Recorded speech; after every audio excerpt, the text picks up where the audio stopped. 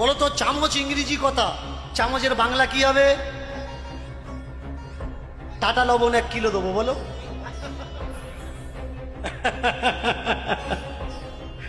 আমার বলছিল কমিটির ছেলেরা যে বাবা আপনি একটা প্রশ্ন দেবেন, কেমন? কারণ আপনি তো বলেন, আর আমি এমনিতে কথায় কথায় বলি যে উত্তর দিতে পারলে টাকা দিয়ে দেবো। দেখো নিতে পারো কি? ভাগবত যে উল্লেখ করেছে তার নাম কি? সুখদেব। ভালো করে শুনবেন, যে ভাগবত উল্লেখ করেছে তার নাম সুখদেব। ভাগবত মায়ের গর্ভে কত ছিল, কত বছর ছিল সুখদেব গোস্বামী? কেউ বলে 18 বছর, কেউ বলে 11 বছর। যখন মায়ের পেট থেকে বেরিয়েছে তার বড় বড় দাড়ি গোপ হয়ে গেছে। কেমন? ভগবানকে বলেছিল আগে মায়া তুলে নাও তারপরে যাব, মায়া না তুললে যাব না।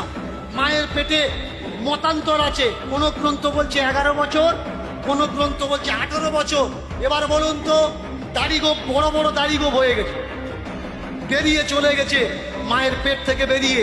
ওই নাড়ি ভুড়ি ছিল, কাঁচা মেরে নিয়েছে, একটা মন্ত্র সে উচ্চারণ করেছে, কৌপিন প্রতিবিশ্চৈব অনন্ত ডোরকম তথা বহির্বাস স্বয়ং শম্ভু নরনারায়ণ হরি।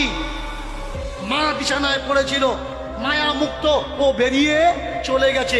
এবার বলুন তো, আপনাদের বাড়ি যদি 18 বছর কোনো ছেলে থাকে, দাড়ি গোপ কত বড় বড় হয়?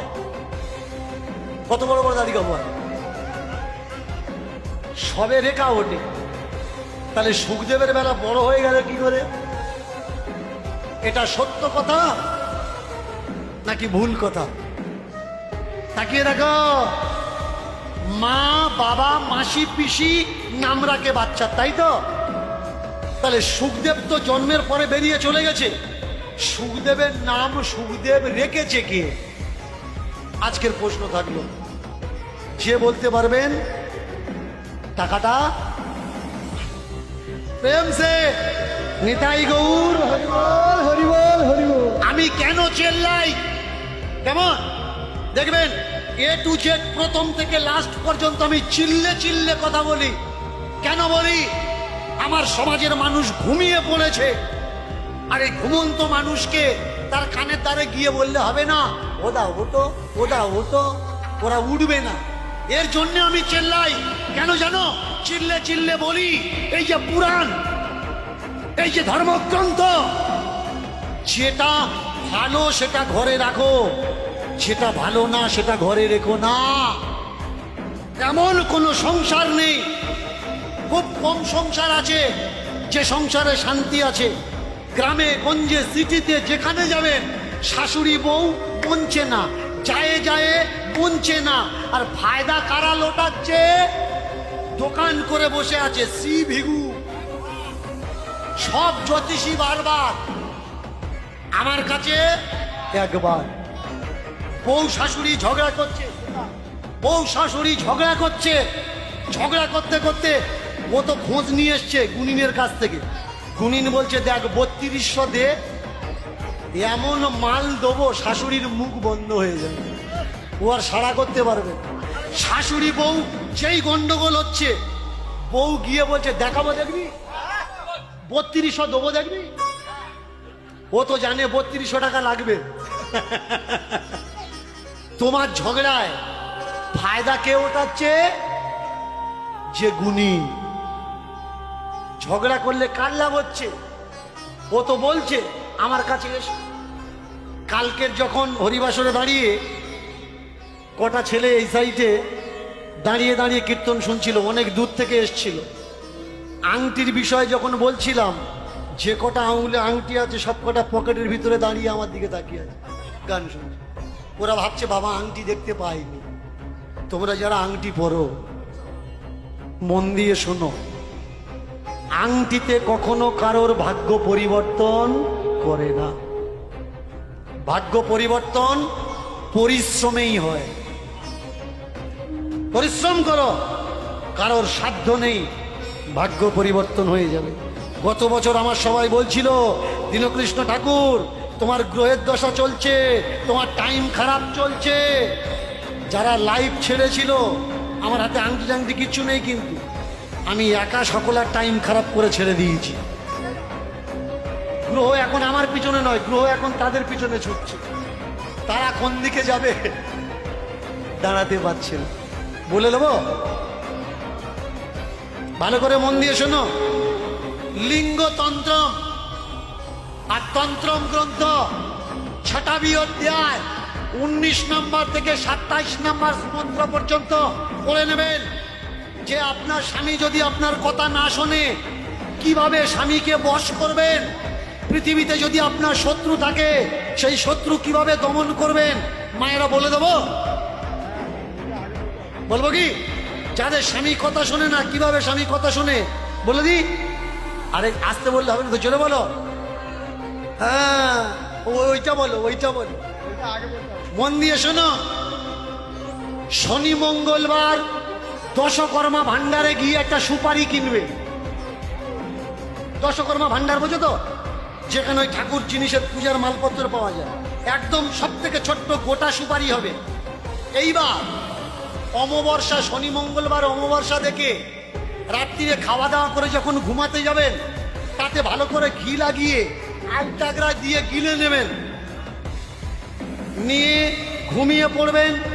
সকালবেলা পায়খানা ঘরে গিয়ে পায়খানা করবেন না, ফাঁকা জায়গায় যাবেন, পায়খানা করবেন।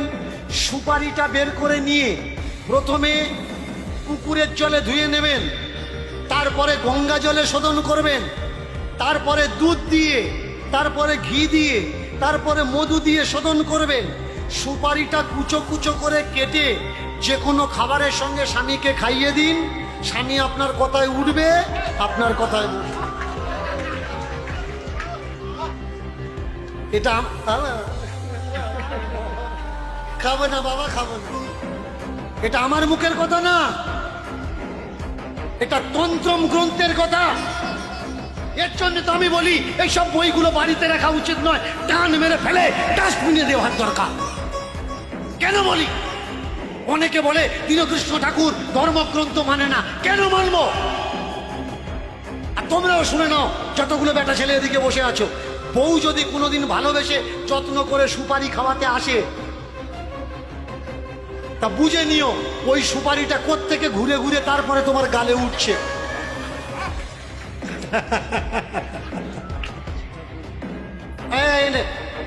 জুতো দুটো এইভাবে ধরে কেন এই পাশে একটু দেখ না, চামড়া সরে গেছে, একটু ভালো করে সারিয়ে দে, খেয়াল করবে। পণ্ডিতজি মুচির কাছে জুতো বাগিয়ে দিচ্ছে, কারণ ও মুচি। তাহলে যদি ছুঁয়ে দেয় জাত চলে যাবে। বলুন, মুচি যদি ছুঁয়ে দিলে ব্রাহ্মণের জাত চলে যায়, তাহলে ব্রাহ্মণের শক্তি বেশি না মুচি শক্তি বেশি? তাহলে বড় কে?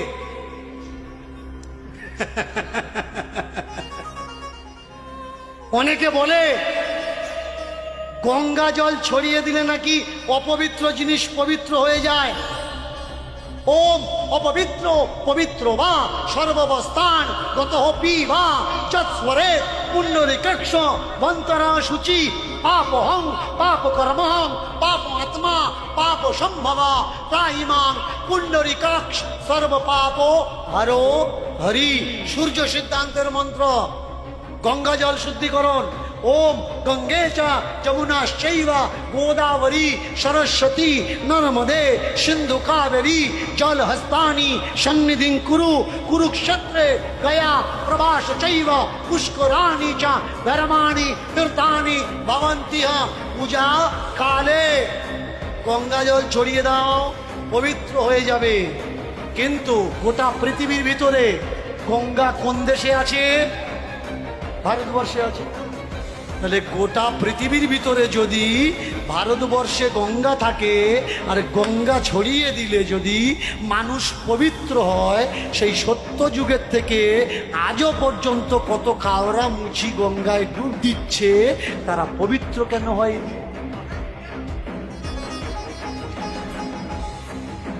গঙ্গা জল ছড়া দিলেই তো পবিত্র হয়ে যাবে। গঙ্গায় কে স্নান করে না? সবাই স্নান করে। তাহলে গঙ্গা স্নান করেও নিজ জাত এখনো পর্যন্ত তারা উচ্চ জাত হতে পারে। চামড়ার জুতো নিয়ে বাগিয়ে দিচ্ছে, যে চামড়ার জুতো তৈরি করে সে নিজ জাত, আর যে পরে তাহলে সে উঁচু জাত কি করে হয়? ও তো তৈরি করে ছেড়ে দিয়েছে, তুই তো 24 ঘন্টা গলিয়ে রেখে দিয়েছিস ভাই, তুই তাহলে বড় জাত কি করে হবি? যারা পায়খানার চেম্বার পরিষ্কার করে এদেরকে কি বলে? মেথর। এরা নির্জাত। কেন? পায়খানার চেম্বার পরিষ্কার করে। তাহলে যারা পরিষ্কার করছে এরা যদি নির্জাত হয়, যারা ভর্তি করছে গাড্ডা এরা উঁচু জাত কি করে হয়? আগে তো বোঝা লাগবে। যারা মাছ বিক্রি করছে এরা নির্জাত, যারা মাছ বিক্রি করছে এরা নির্জাত, কিন্তু যারা মাছ ছাড়া ভাত খায় না এরা উঁচু জাত কি করে হয়? আগে তো বোঝা লাগবে কোনটা সত্যি আর কোনটা মিথ্যা। জাত বলে কিচ্ছু নেই ভাই। জাত তো গাছের হয়, জাত তো জীব জন্তুর হয়, জাত তো পশু পাখির হয়, জাত তো পাথরের হয়। আম গাছ দেখবেন যেখানে যাবেন সব একই। নারকেল গাছ, নারকেল গাছের জাত যেখানে যাবেন সব একই। তাহলে আমরা যদি মানুষের জাত হলাম, যেখানে যাব মানুষ সব একই নয় কেন? এটা উঁচু জাত, এইটা নিচু জাত। কেমন? এক পদের মানুষ ইনকাম করে, শুধু ইনকাম করে না, ধরে বয়ে বেঁধে পোঁড়লা করে বলছে দাদুর বাড়ি পর্যন্ত এগিয়ে দিয়া।